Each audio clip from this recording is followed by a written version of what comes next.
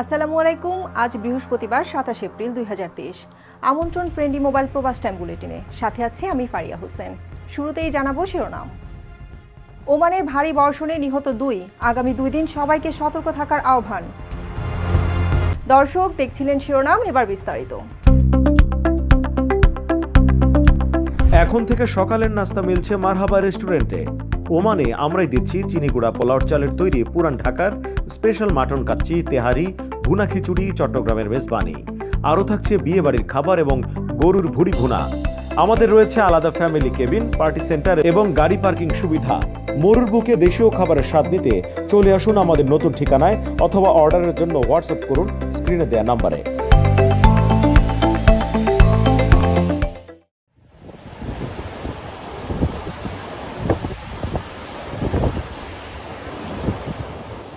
ওমানে ভারী বর্ষণে এখন পর্যন্ত 2 জনের মৃত্যুর খবর পাওয়া গেছে।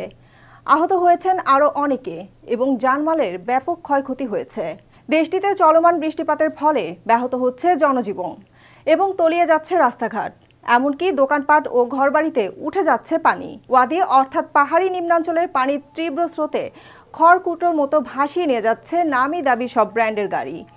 দেখে মনে হচ্ছে এ যেন এক বিভীষিকাময় দৃশ্য।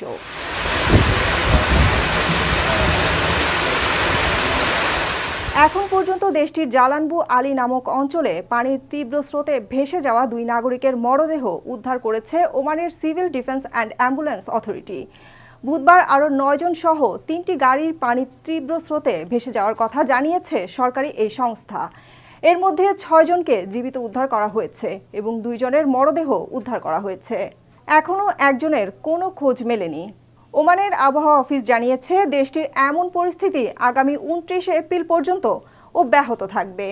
বর্তমান পরিস্থিতি থেকে আরও খারাপ পরিস্থিতির সম্মুখীন হবে ওমানের উত্তরাঞ্চলীয় প্রদেশ এবং আল হাজর পর্বত সংলগ্ন এলাকা। এদিকে আজ 27 এপ্রিল দেশটির বেসামরিক বিমান চলাচল কর্তৃপক্ষ 10 নং আবহাওয়া সতর্কবার্তায় জানিয়েছে ওমান জুড়ে আজ বিকেল থেকে প্রচণ্ড বৃষ্টিপাতের আশঙ্কা করা হচ্ছে। বিশেষ করে দক্ষিণ ও উত্তর আশ-শারকিয়া, আল উস্তা, ধোফার, আল দাখিলিয়া, আল দাহিরা, উত্তর ও দক্ষিণ আল বাতিনা এবং মাস্কাট প্রদেশের 30 থেকে 70 মিলিমিটার পর্যন্ত বৃষ্টিপাতের সম্ভাবনা রয়েছে।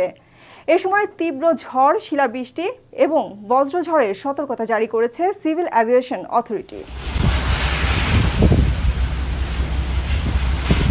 প্রতিকূল আবহাওয়ার সময় ওয়াদি অর্থাৎ পাহাড়ি নিম্নাঞ্চল পারাপার না হতে এবং নিচু স্থানে যাওয়া থেকেও বিরত থাকতে বলা হয়েছে।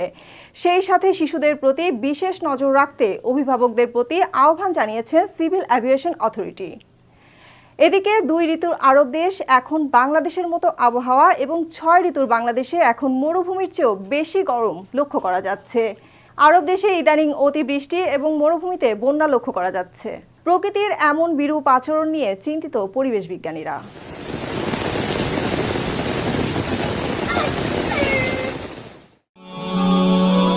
ওমানে ফ্রেশ মাছ, গোশত ও শুটকির জগতে স্বচ্ছতা ও আস্থার আরেক নাম দ্য লাভ অফ প্যারেন্টস।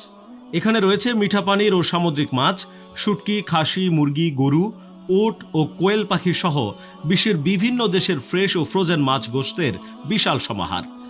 ওমানের মাটিতে প্রিয় মাতৃভূমির মাছের স্বাদ নিতে আজই চলে আসুন মাবেলা সানাইয়া 7 নম্বরে অথবা অর্ডারের জন্য কল করুন স্ক্রিনে দেয়া নাম্বারে।